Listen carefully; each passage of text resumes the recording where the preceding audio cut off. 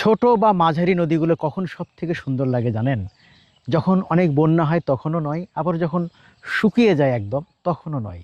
এই যে এখন যেমন দেখছেন নদীতে পানি বাড়ছে, বর্ষার মৌসুম, পানিটা বেড়ে নদীতে একটা সুন্দর স্রোত তৈরি হয়েছে। একদম উপচেও পড়েনি, আবার শুকনো অবস্থাতেও নয়। কী যে সৌন্দর্য এটা! এটা যখন নদীর পাড়ে আসবেন তখন দেখতে পারবেন পানির শান্ত নিয়মিত স্রোতধারা, সেখানে বিকেলের সূর্যের যে প্রতিচ্ছবি, কচুরিপানা ভেসে যাচ্ছে।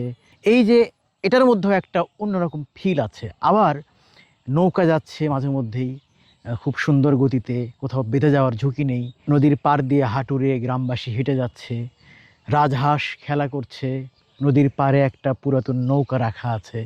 এই যে একটা দৃশ্য, এই যে একটা আহ, দৃষ্টি জুড়িয়ে দেওয়ার মতো ব্যাপার, নদীর যে সৌন্দর্যর ব্যাপারটা এই মৌসুমে খুব সুন্দরভাবে ফুটে ওঠে।